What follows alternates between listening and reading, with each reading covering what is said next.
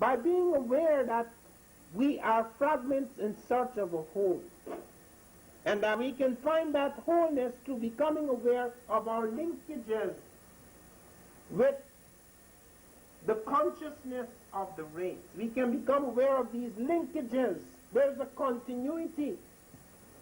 And that is what transforms the people. And it is when consciousness is transformed that things begin to happen. Man begins to operate differently, begins to think differently, begins to see differently, he begins to feel differently.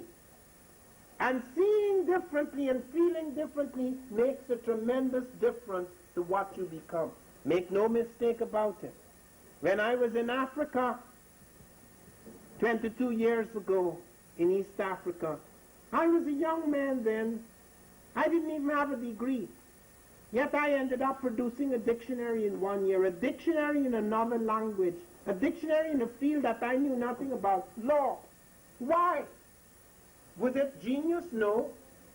I was out to prove a point because I had been dismissed, as my people today are. I was out to show that these great legal experts and linguists could not proceed because they had blindfolds, and that if I could only take it off a little and see a little, I would be able to do something they could not do. That is very important to understand. Remember, power does not lie in armies. The armies of the world will be disbanded within the next 25 years. That is the great armies. I'm not talking about the little armies. There are going to be little power struggles going on for a long time. But the greatest armies of the world, mark my word, the Russian and American armies will be largely disbanded within the next 25 years. Because the strength, the great strength that lies in man is a deep spiritual strength. That is the thing that reshapes the world. It starts in here. This is where the seed is.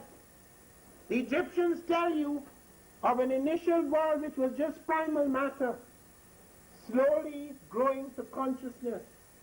God is consciousness. He is the super consciousness. He was able to reconstitute matter, to fertilize it, to give it a direction, to give it a purpose, to give it a moral principle, to give it a structure so that it could begin to move out of motionlessness, to achieve time out of timelessness, to achieve shape out of shapelessness, to achieve order out of chaos. Man is like that. Man, as the Egyptians thought of himself, that is why they were able to cut. No, that mountain was nothing to them.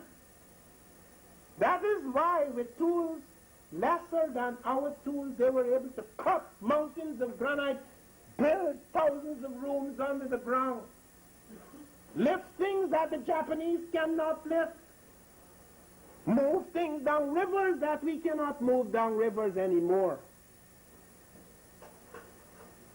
They were able to do this because there was a different kind of consciousness. They saw the world differently. They saw a world which they could reshape, which they could cut again, which they could form, even as God forms and reforms the world.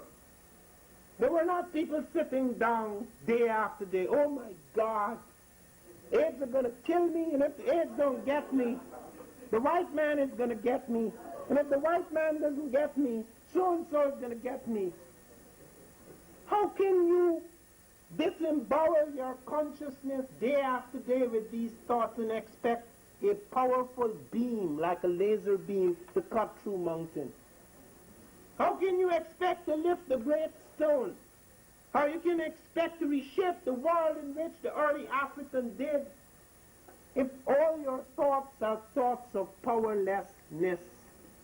Whatever the state of the world and whatever you may find yourself in, you have to develop a consciousness that rises. That is the meaning of the Christ.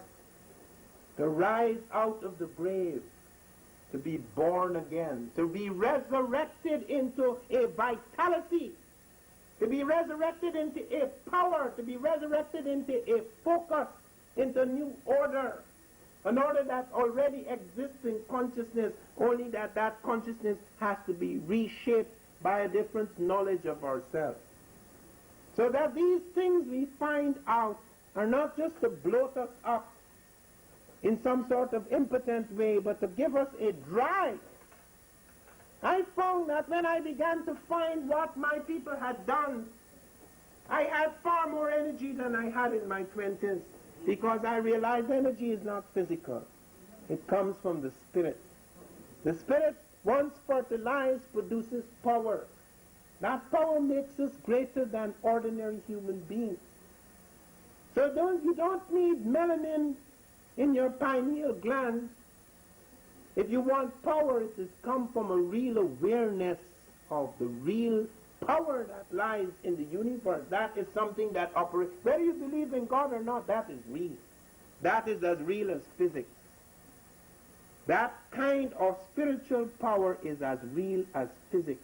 Just as you have atoms, which are the physical, the block of the physical universe, there is the inner atomicity of the spirit. Without that spiritual force, that thing has no shape. It's just atoms.